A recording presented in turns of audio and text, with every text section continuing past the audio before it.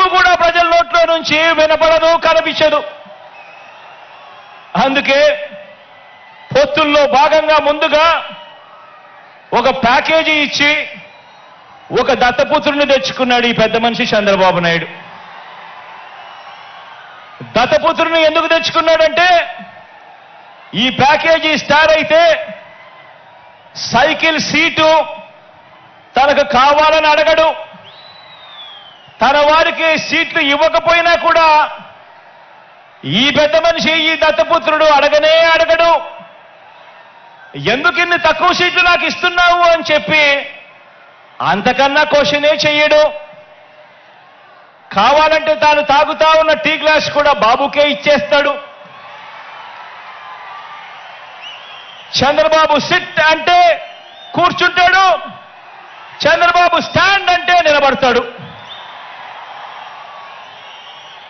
సైకిల్ను ఎప్పుడు దిగమంటే అక్కడ దిగుతాడు, ఎప్పుడు సైకిల్ను తోయమంటే అప్పుడు తోస్తాడు. పొత్తుల్లో ఉండమంటే పొత్తుల్లో ఉంటాడు, విభేదించినట్టు డ్రామాలు ఆడమంటే రక్తి కంటిచ్చే డ్రామా కూడా ఆడుతాడు. వెనకటికి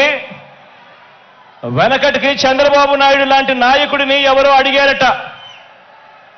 వెనకటికి చంద్రబాబు నాయుడు గారి లాంటి నాయకుడిని ఎవరో అడిగారట, అయ్యా పరిపాలన చేసేవారు కలకాలం గుర్తుండాలంటే ఎలాంటి పనులు చేయాలి అని చెప్పి అడిగారట. ఎలాంటి పనులు చేస్తే కలకాలం గుర్తుండిపోతాం ప్రజల్లో అని చెప్పి అడిగాడట. అప్పుడు ఆ బాబు ఏం చెప్పాడంటే ప్రజలకు అన్నం పెడితే అరిగిపోతుంది, ప్రజలకు చీర కొని పెడితే చిరిగిపోతుంది, ప్రజలకు ఇల్లు కట్టిస్తే కూలిపోతుంది,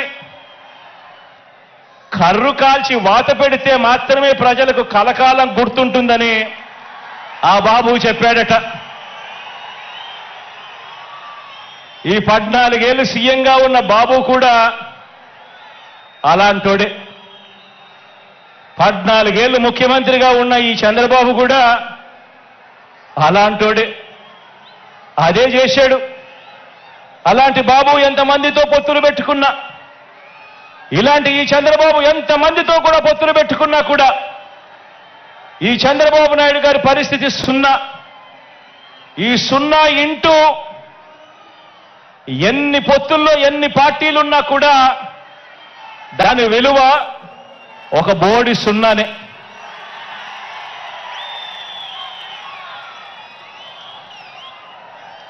ఆశ్చర్యం ఏమిటో తెలుసా? ఇప్పుడు చంద్రబాబు నాయుడు గారు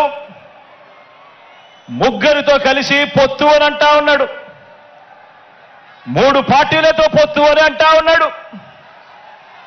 ఈ ముగ్గురు కలిసి 2014లో ఇలానే పొత్తుగా ఏర్పడి 2014లో ఒకే స్టేజ్ మీద కూర్చొని వీళ్ళంతా కూడా భాషణలు ఇచ్చారు, మీటింగులు పెట్టారు. ఒకే ప్రకటనలో ఇలా ముగ్గురు ఫోటోలు వేసి ఒకే ప్రకటనలో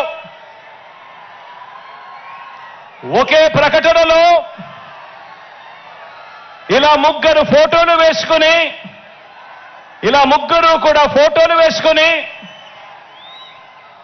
చంద్రబాబు నాయుడు గారి సంతకం పెట్టి ఇంటింటికి ఈ పాంఫ్లెట్ను పంపించాడు. ఇంటింటికి పంపించిన ఈ పాంఫ్లెట్లో చంద్రబాబు నాయుడు గారు ఏం రాశారో తెలుసా? ఈ ముగ్గురు ఫోటోలు పెట్టి